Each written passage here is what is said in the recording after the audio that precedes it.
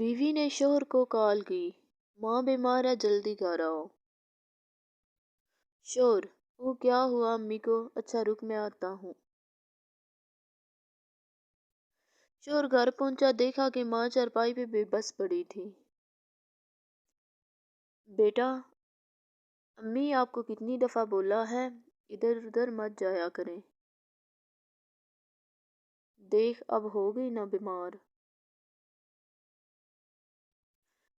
بیوی: ذرا ادھر آؤ، بات سنو، اس کو اولڈ ہاؤس میں چھوڑ آتے ہیں۔ شوہر: نہیں، لوگ کیا کہیں گے؟ بیوی: ارے ماں ہماری ہے تو لوگوں کو کیا، ہم جو مرضی کریں، کبھی ہم نے لوگوں کو بولا کیا کر رہے ہو؟ شوہر: دیکھ لو۔ بیوی: ارے چھوڑو، سب ڈاکٹر سے بات ہوگی، میری رپورٹ بنا دیں گے کہ یہ پاگل ہے، اسے گھر میں رکھنا خطرہ ہے بچوں کے لیے۔ شوہر: اوکے ٹھیک ہے چلو۔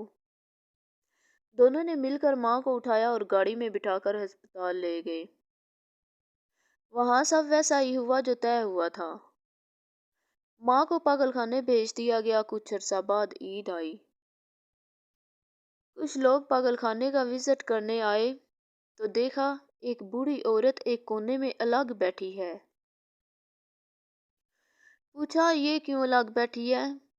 انتظامیہ کا ایک بندہ بولا کہ یہ پاگل ہے، اسے الگ رکھا ہے کیونکہ یہ بہت خطرناک ہے۔ وزٹ کرنے والوں میں کچھ عورتیں بھی تھیں۔ ان میں ایک نے کہا مجھے اس سے ملنا ہے، سب نے کہا یہ خطرناک ہے مت جائیے ادھر،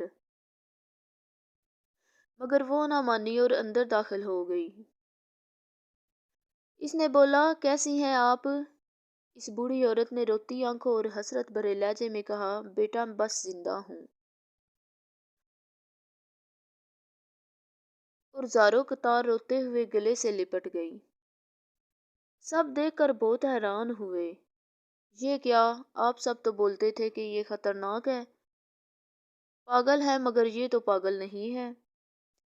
ماں نے سب کچھ بتا دیا۔ اس نیک عورت نے اس بوڑھی ماں کو کہا میں آپ کو اپنے گھر لے جانا چاہتی ہوں، پلیز انکار مت کرنا۔ ماں تھی، انکار کہاں آتا ہے۔ ماں کو بولی ٹھیک ہے ماں، ایک بڑے سے بنگلے میں رہنے لگی۔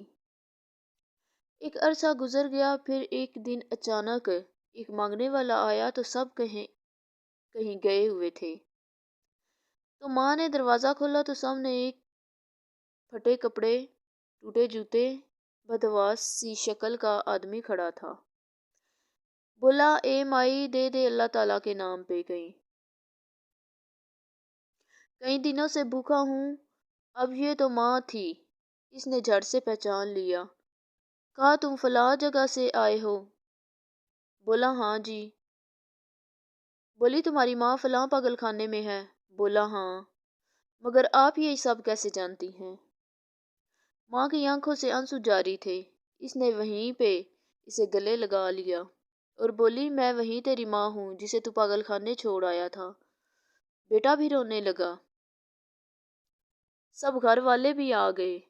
سب کچھ دیکھ کر ماں کو روتا دیکھ کر سب رونے لگے۔ ماں نے بیٹے کے ساتھ رہنے کی خواہش کی۔ پھر سب نے کہا اب تیرے ساتھ تیرا بیٹا بھی ادھر ہی رہے گا تیرے ساتھ۔ اور یوں ایک بدبخت شخص اپنے بخت کو جا پہنچا۔